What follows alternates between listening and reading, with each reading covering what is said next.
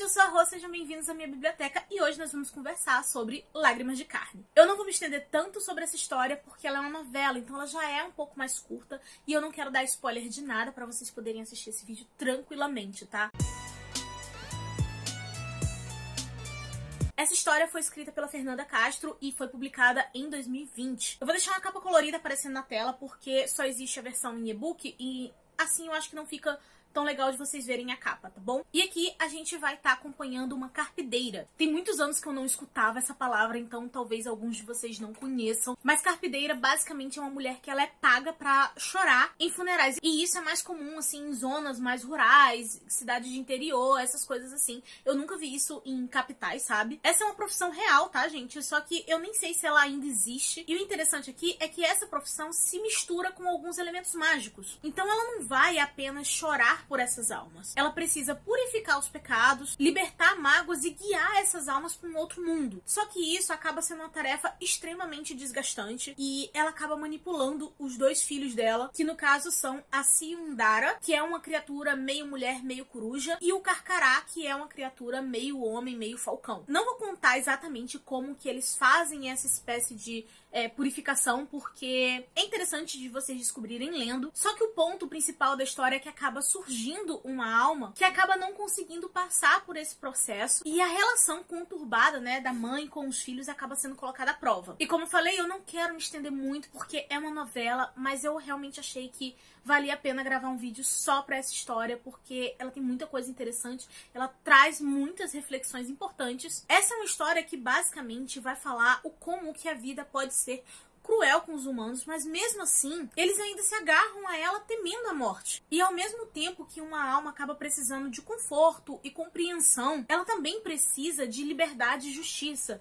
Inclusive, também senti que a história me fez refletir sobre a linha tênue que existe entre justiça e vingança. Mas o principal, né, em que a gente pode observar, além das situações literais que acontecem dentro dessa história, é como que é abordado a relação entre pais e filhos. Desde muito cedo a gente não vê os nossos pais exatamente como pessoas, sabe? A gente vê muito como pai e mãe e é isso. E a ordem cronológica da vida, gente, já traz uma espécie de distorção de tempo. Porque os nossos pais conhecem a gente a vida inteira, mas a gente conhece apenas uma fração da vida deles. É muito fácil a gente esquecer que os nossos pais tinham uma vida completamente diferente antes da nossa existência. Torna extremamente difícil a gente compreender certos sentimentos deles. E independente se a criança foi planejada ou não, a vida e os sentimentos mudam drasticamente a partir do momento que tem um outro ser dependendo de você. Consequentemente, essa criança acaba ocupando muito espaço dentro da vida dos pais e é muito fácil os pais começarem a depositar certas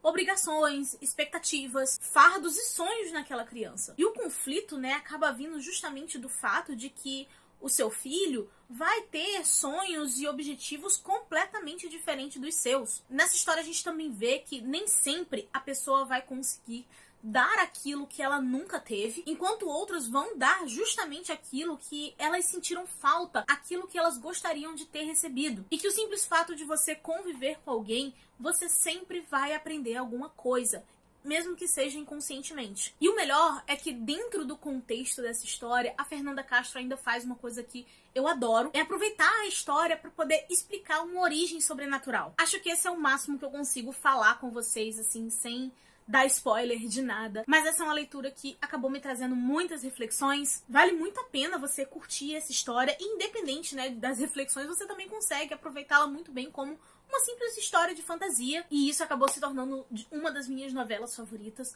Óbvio que eu vou querer conhecer outras histórias dessa autora. Inclusive, me contem aqui nos comentários se vocês já leram ou se ficaram interessados por essa. Inclusive, vou deixar o link de compra para esse e-book aqui no box de descrição. E já que você já vai dar uma olhadinha ali embaixo, gente, não se esqueça de deixar aquele like para ajudar na divulgação e de se inscrever no canal. Eu já comecei a ler Mariposa Vermelha, que é um outro livro da autora que eu tô simplesmente adorando. E tem um outro livro dela que eu também quero ler, que é O Fantasma de Cora. Já vi muita gente elogiando aquele ali, então eu tô curiosa. Posso deixar esses links aqui embaixo também no box de descrição. E lembrando, o Lágrimas de Carne é um e-book, né? Então ele é baratinho, mas vocês também podem ler pelo Kindle Unlimited. Vou deixar o link para assinatura aqui embaixo também. E claro que vocês usando qualquer um desses links para comprar qualquer coisa, vocês vão estar super ajudando o canal sem pagar nada mais por isso. E gente, eu vou ficando por aqui.